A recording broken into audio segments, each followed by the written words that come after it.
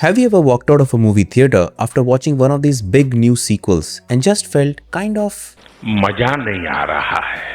It's a weird feeling, right? You go in with all this excitement, thinking you're going to recapture a bit of that old magic. But by the time the credits roll, you realize the magic isn't there. It's just a loud, shiny, expensive imitation.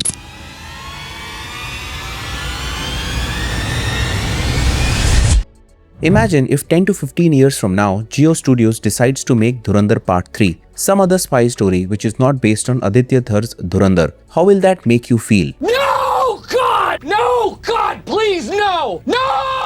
Honestly, we need to call it what it is. It's a scam. It's a nostalgia scam. This cynical trend where Bollywood producers have realized they don't actually need to write a good script or come up with a new idea anymore. They just need to tap into years-old nostalgia. Because let's face it, we are all fond of nostalgia. So much so that Amir Khan recently announced that 3 Idiots 2, a sequel to 3 Idiots, is currently underway. इस वक्त I think वो 3 Idiots 2 पे काम कर रहे हैं. हमारे किरदार आपने देखे हैं 3 Idiots में. उनकी ही कहानी है लेकिन 10 साल बाद. तो ये भी एक फिल्म है जो मैं करूंगा. From Welcome to the Jungle to the underwhelming trailer of Pati Patni or Wo Do, a tsunami of nostalgia sequels are in the release pipeline, and in this video I want to talk about how we got here, why the success of one nostalgia sequel might actually have been the worst thing to happen to Indian cinema, and why even the biggest stars, people we used to trust, are now running towards the safety of the past because they are terrified of the future. अरे चंचल कुमारी psycho honour शहर इलाहाबाद से प्रयागराज हो गया. Long time कैसी हो तुम? But before we break down the analysis, let's gather some context and understand what exactly is a nostalgia sequel. In simpler terms, there is a massive difference between a standard sequel and a nostalgia sequel. A normal sequel happens because a story isn't finished. You watch Bahubali the beginning and you have to see the second part because the plot is unresolved. You watch Drishyam and you're invested in the family's secret, so you want to see how they handle the next threat. That's organic storytelling. आपका garden काफी interesting है. देख के कुछ याद आ गया.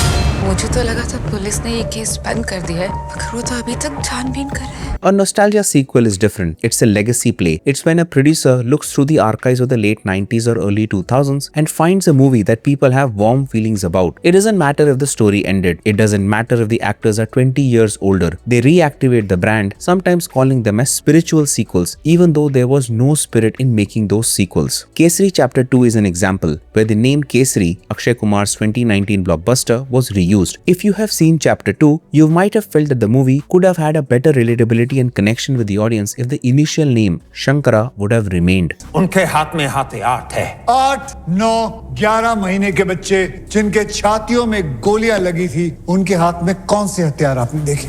The question we often ask is why? And the answer is simple: emotional arbitrage. They aren't selling you a script, they are selling you a pre-existing relationship. They don't have to spend 50 crores on marketing to make you care about the characters. You already love them. They are harvesting the goodwill that was built by better filmmakers 2 decades ago. It basically acts like a clickbait for cinema. The title is the hook, the actors are the thumbnail, and the actual content, it's usually empty substance. And if you want to know the exact date the nostalgia scam became a new business model of Bollywood, it was August 11, 2023, the day Gadar 2 released. अगर यहाँ के लोगों को दोबारा मौका मिले ना हिंदुस्तान में बसने का, आधे से ज्यादा पाकिस्तान खाली हो जाएगा. Now I want to be careful here. I understand the emotional connection people have with Sunny Deol and Tara Singh. I grew up with the first Gadar 2. I remember the impact it had on me. But we have to be able to separate our feelings from the facts. If you strip away the name Gadar and you strip away the hand pump, what are you left with? You are left with a movie that by any modern standard of screenwriting or technical craft was objectively poor. The dialogue was dated, the VFX looked like they were from the 2010 TV show, and the logic was, well, there was no logic. You're goddamn right.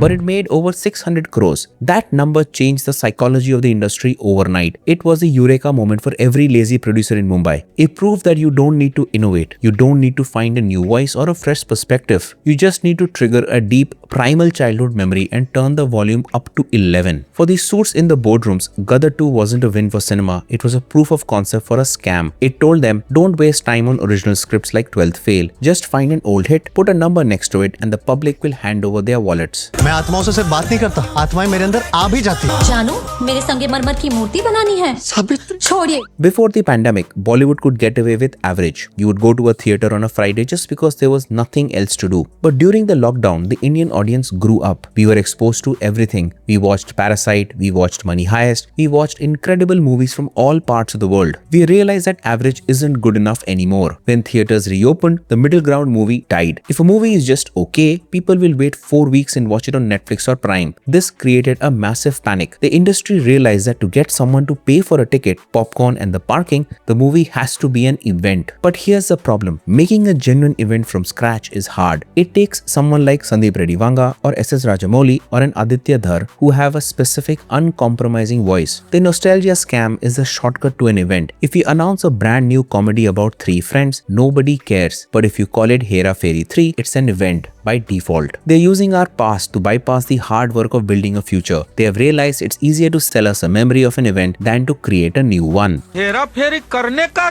कि नहीं करने का? Now, if you think the current state is bad, just look at the list of what's coming. It's honestly depressing. It looks like a cemetery of the 2000s is being dug up in real time. We have Dhamal 4, Avarapan 2, Cocktail 2, all taken from the dead and buried casket of time. But the one that really baffles me is the announcement of Khosla Ka Ghosla 2. कहाँ घुसे जा रहा बे? बाप का घर है क्या? ये अपना ही बंदा है, आने दो इसको। भाई है मेरा भाई। Khosla Ka Ghosla was a small, perfect, independent gem, and it was so specific. It captured a very particular middle-class Delhi struggle with so much heart and subtlety. Turning that into a franchise is the ultimate proof that the people in charge don't actually understand why we loved those movies. To them, Khosla Ka Ghosla isn't a story, it's an IP, intellectual property. It's a brand asset that hasn't been activated in a while. It is a purely corporate way of looking at art. It's like taking a beautiful hand-painted portrait and deciding to turn it into a mass-produced wallpaper because the colors are recognizable. The reason these sequels almost always fail to move us, even when they make money, is that they are built on checklists and not characters. When you write an original movie, you're trying to figure out who a person is, what do they want, what are they afraid of. But when you write a nostalgia sequel 20 years later, you aren't writing a person, you are writing a mascot.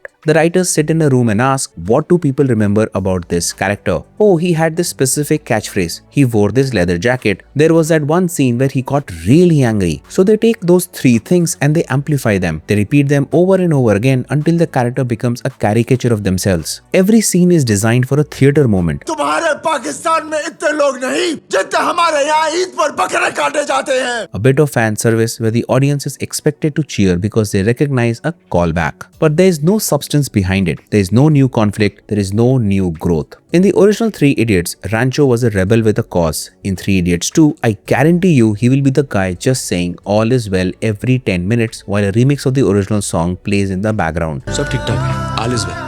और उससे problem solve हो जाएगी। नहीं, लेकिन उसको झेलने की हिम्मत आ जाती है। And my worry is that Rajkumar Hirani might end up giving us a hollow imitation. There is another side to this scam that we don't talk about enough, the technical quality. Because these movies are guaranteed hits, based on the name alone, the incentive to make them look good or feel high quality is gone. Look at the VFX in Gadar 2. Look at the cinematography in some of these recent sequels. They look cheap, they look rushed, they look like they were made for television. Why? Because the producers know you aren't there for the cinematography. You are there to see the hero pull a hand pump. They are cutting corners because they know the nostalgia will cover for the lack of craft. तो जब गदर की एक गर्मी आई तो हमारे दिमाग में भी एक मेरे को इमीडिएटली आया कि बॉर्डर जैसी फिल्म भी बननी चाहिए. It's a dangerous precedent. It's telling the technical crews of Bollywood, the editors, the cinematographers, the sound designers that their work doesn't really matter as long as the brand is strong enough. We are literally watching the de-skilling of the industry in real time. We also need to talk about what this does to the younger generation of actors. If every big movie is a sequel to a 20-year-old hit, where does that leave the new talent? How do you build a new superstar if the only roles available are son of original hero or younger version of the original hero? By obsessing over the past, Bollywood is refusing to invest in the future. We are still leaning on the Khans, the Kumars and the Devgans, all of whom are in their late 50s because we are too afraid to build new icons. In Hollywood, they have the same problem with Marvel, but at least they occasionally try to launch a Timothée Chalamet or a Zendaya in something original. In Bollywood, we are so focused on brand recall that we are effectively telling an entire generation of actors, you will never be as big as the 90s stars, so don't even try. Just help us reboot their old hits. Bollywood used to be the leader of Indian cinema. Now it feels like it's a follower. It's playing defense. It's reacting to the success of others by retreating into its own shell. If we keep this up, Bollywood will become a regional industry that only exists to serve a very specific aging demographic that wants to see the same 5 movies over and over again. We are losing our cultural relevance on the world stage because we have stopped being brave, bringing us to the point where we have the control, the audience. The nostalgia scam only works because we keep falling for it. We are the ones who buy the tickets, we are the ones who share the first look posters, we are the ones who get into heated debates on Twitter about whether Hera Fairy 3 will be as good as the first one. The industry is just giving us what we are paying for. If we give a big opening to a movie with no script just because we like the prequel, we are sending a clear message. I don't care about quality, just show me the things I recognize and I'll give you my money. We are addicted to the comfort of the familiar. We live in a stressful world and movies are our escape. It's easy to want to go back to a time when things were simple, but if our escape is always into the past, we are never going to see anything new. We are settling for comfortable instead of great. So where do we go from here? I'm not saying we should never have sequels. Some sequels are great. Some stories deserve to continue as they end on a cliffhanger or a possible continuation of the story. But we have to start being more discerning. We have to start asking the hard questions. When a sequel is announced, don't just ask when is the trailer coming out. Ask why does this need to exist? Does it have a new story to tell? Is the original director involved with a fresh vision? Or is it just a corporate move to hit a quarterly earnings target? We need to start rewarding the brave movies. Go see the small original film on a Friday. Support the director who is trying to do something weird and different. Because if we don't, we are going to wake up in 5 years and realize that every single movie is a part 2, part 3 or a part 4. The magic of cinema is the surprise. It's that feeling of seeing something you have never seen before. It's the shock of a plot twist you didn't see coming. You can't get that from a nostalgia sequel. You can only get a recall, and a recall is not a story, it's just a ghost of one. Our memories are too valuable to be used as a marketing gimmick. We deserve better movies, and the only way we get them is if we stop settling for the ones that are trying to pick our pockets. What do you think? Is there actually a sequel coming up that you think needs to happen? Or are you as tired of this trend as I am? Let's talk about it in the comments below. Please subscribe to this channel for more such videos, and do check out our video on how Indian actors get paid right here. Thanks for watching, and I'll see you in the next one.